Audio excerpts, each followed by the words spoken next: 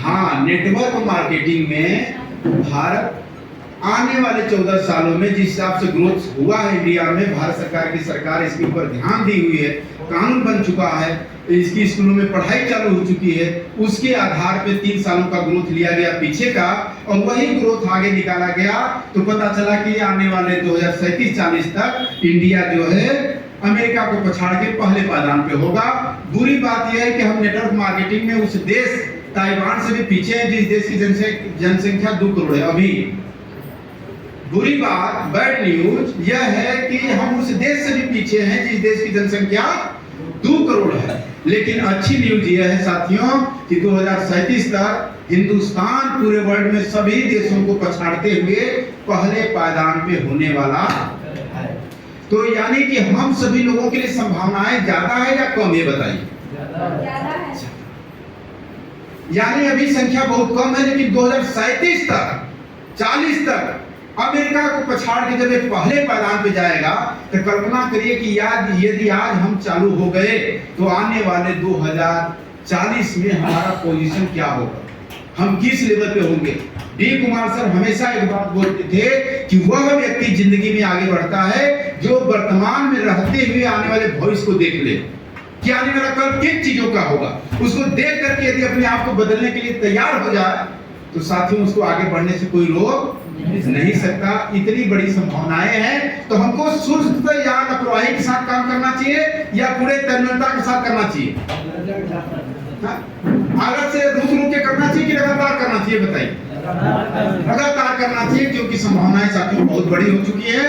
इसमें कामयाब होने के लिए अपनी परिस्थिति, हालात, अपलाइन, डाउनलाइन, माँ बाप, भगवान को दोष देना बंद करिए कि हमारे पिता ने ये नहीं किया, हमारे पूर्वज ने ये नहीं किया, भगवान ने साथ में दिया, भाग्य ने साथ में। इन सारे चीजों को निकाल फेंकिए साथियों, क्योंकि अपने लक्ष्य को पूरा करने के लिए काम करना शुरू कर देना है।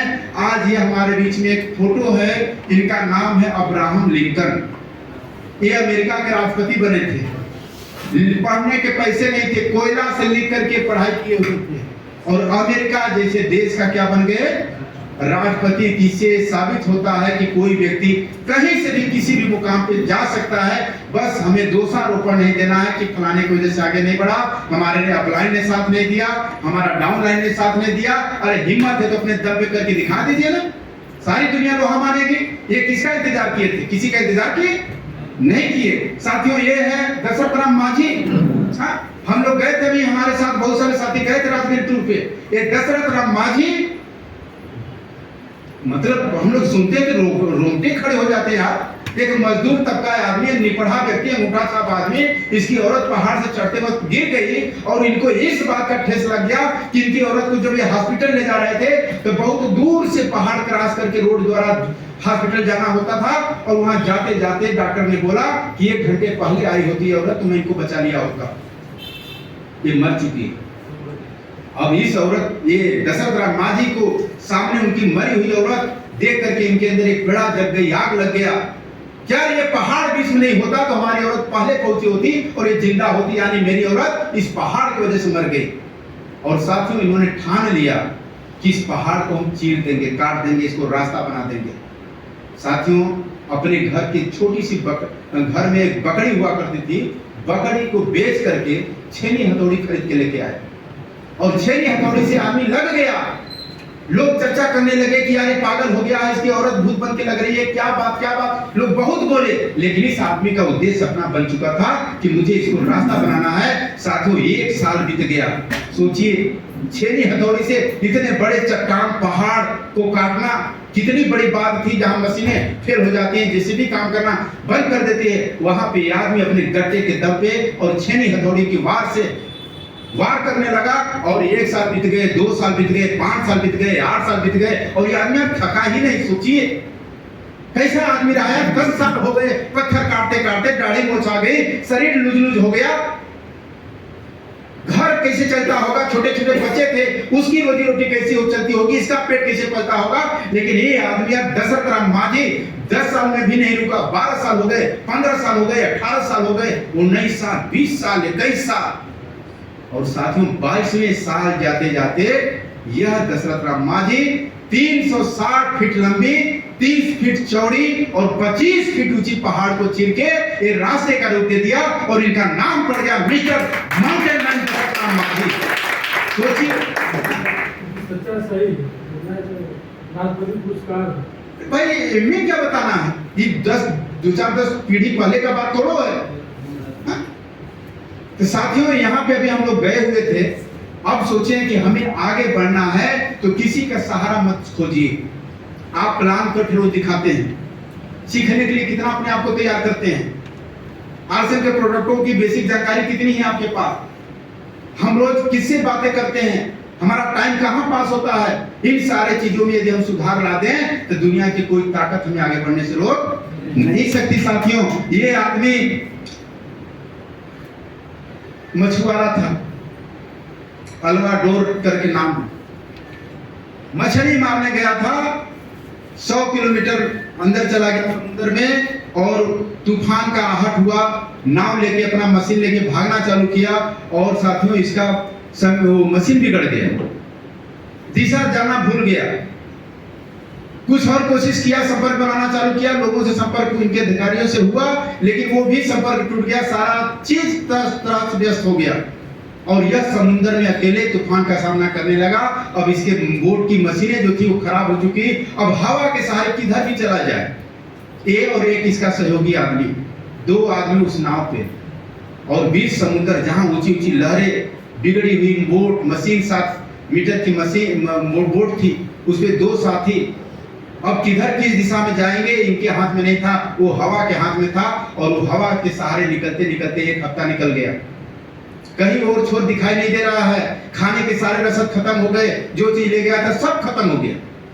और ये आदमी हार नहीं माना। कभी परिस्थितियां हमको ऐसे दी है कि हमें उससे संघर्ष करना चाहिए। क्या दोषारोपण करना है, क्या दूसरे को दोष भाग की बातें करनी है। किसका मोबाइल से बजा तो बंद करना। और भाई साहब यह समुद्र में गुम हो गया और जानते हैं 1 महीना बीत गया। कैसे जिया हो?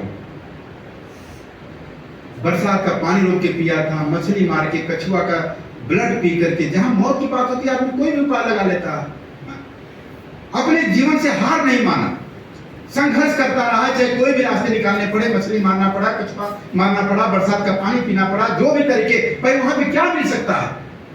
पानी में क्या मिल सकता है? सोचिए, आसमान, ऊपर में आसमान, नीचे पानी, और पता ही नहीं कि कब तक मैं घर लौटूंगा। लेकिन ये आदमी हार नहीं माना, चलता गया। धीरे धीरे 2 महीना बीत गया, 3 महीना बीत गया, 4 महीना बीत गया। लेकिन इसके साथ का जो दूसरा साथी था वो दम तोड़ने लगे। कहा कि लगता है अब हम लोग नहीं पहुंच पाएंगे, तड़प के मरने से अच्छा है कि हम आत्महत्या कर लेते हैं। लेकिन ये सकारात्मक सोच का था, साहस देता था कि यार घबराओ मत, यदि हम इतना दिन बचे हैं तो कहीं के ऊपर वाले की कोई होगी प्राणी। एक दिन हम जाएंगे अपने घर में, देखेंगे बच्चों को, अपने माँ बाप से मिलेंगे, मत हार मानो। लेकिन साथियों, आगे की कोई किरण न दिखाई दे रही थी। ये काटते जा रहे थे और उसका दोस्त धीरे धीरे दम तोड़ दिया।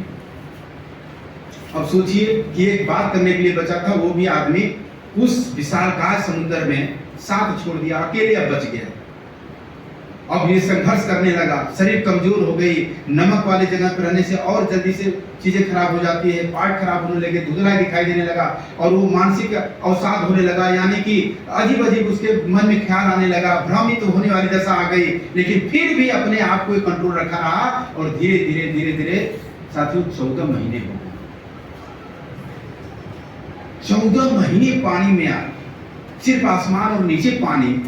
हार नहीं माना और इसकी आंखें झुलमुल हो गई थी, शरीर कमजोर हो गया था, दाढ़ी मोछ बढ़ चुके थे, किसी तरीके से सांसें ले पा रहा था। इसको ऊपर में दिखा कि एक चिड़िया 14 महीने बाद एक उड़ती हुई चिड़िया नजर आई, जान नहीं रह गया था। चिड़िया जो ही देखा तो इसको लगा कि हम भ्रम में नहीं है, अपनी आंखों पे पानी मारा, लगा कि नहीं ओरिजिनल चिड़िया है, यानी चिड़िया हमें दिखाई दे रही है, यानी किनारा नजदीक है। और वह व्यक्ति कुछ समय और इंतजार किया, एक किनारे पे जाके उसका लग गया वो दूसरे देश में, और वहां से 1 किलोमीटर दूर से यदि उसकी जहाज गुजरी होती तो फिर अगला किनारा 5000 किलोमीटर दूर था। सोचिए, वह जमीन पर पैर रखते ही बेहोश हो गया। अगल बगल वाले लोग आए, अपना वहाँ के पुलिस फोर्स को सूचित किए, उसको उठा के ले जाया गया, अस्पताल में भर्ती हुआ, इलाज किया गया, उसका पासपोर्ट सब चेक किया गया तो गैर कानूनी तरीके से वहाँ मौजूद था। जब अपनी स्थिति बताया, कोई भी व्यक्ति मानने को तैयार नहीं था। तो वहाँ की प्रशासन उस देश से संपर्क की तो पता चला नहीं, बात सही, 14 महीना पहले यहाँ से एक मछुआरा गुम हुआ था, 2 मछुआरे गुम हुए थे। पूरी जांच पड़ताल के बाद वो वापिस आया और इसके ऊपर एक किताब लिखी गई। उस किताब को आप भी मंगा सकते हैं, देख सकते हैं। साथियों, ये कहानी क्या प्रेरणा देती है? कहानी नहीं, हकीकत है जीवन की। सुनने में अच्छा लगता है, लेकिन अपने साथ खुद घटित हो जाए तो इतना बड़ा चैलेंज अपने साथ नहीं है। छोटे मोटे, अरे लोग मना कर देते हैं, ताने कर देते हैं, ना बोल देते हैं, क्या बिगड़ गया आपका? बता दीजिए हमें, क्या चला गया आपका? कहते सर फलाने हंस दिए, हम उनको बताने का प्रयास किए, वो मजाक उड़ाने लगी, हम तेल लेके जा रहे तो ऐसे बोल दिए। आपका क्या चला गया? बता दीजिए हमें। हम तो चाहते हैं कि जीवन में फिल्में देखें, संघर्ष वाला देखें, लेकिन अपने साथ जब संघर्ष होने लगता है तो हम पीछे भाग खड़े होते हैं। कहानी दूसरे का देखना चाहते हैं उतार चढ़ाव वाली, और वो कहानी अपने साथ जब उतार चढ़ाव वाली घटने लगती है तो हम पीछे भाग खड़े होते हैं। तो साथियों, अपने आप को मजबूत करें। जितना भी टकराइए, जितना भी लोग ना बोले, अरे सिस्टम सही है कि नहीं, इसका उद्देश्य सही है कि नहीं, हम किसी को छलने के उद्देश्य से नहीं जा रहे हैं। जब हमारा उद्देश्य सही है तो लोग क्षण भर के लिए बोलते हैं, बोलने दीजिए। एक कहावत में कि आदमी जब संघर्ष करता है तो अकेला होता है, लेकिन जब कामयाब होता है तो सारी दुनिया उसके साथ हो जाती है। क्या फर्क पड़ता है? तो तैयार इसके लिए, संघर्ष करने के तैयार हैं? तो साथियों, मिशन सितंबर आ रहा है और अपने आप को हमें प्रूफ करना है। मिशन सितंबर में दिखाना है कि हम भी कोई चीज है, क्योंकि साथियों, हर व्यक्ति आपसे यही कहता है, आपके जान पहचान मित्र दोस्त वाले यही जानना चाहते हैं कि तेरे बस की बात नहीं है, 4 दिन फड़फड़ा लो, लेकिन फिर तुम्हारा बोरिया बिस्तर, तुम्हारी टाई उतर जाएगी। या तो संकट के समय लोग टूट जाते हैं, या तो रिकॉर्ड तोड़ देते हैं। अब आप किसमें से आते हैं?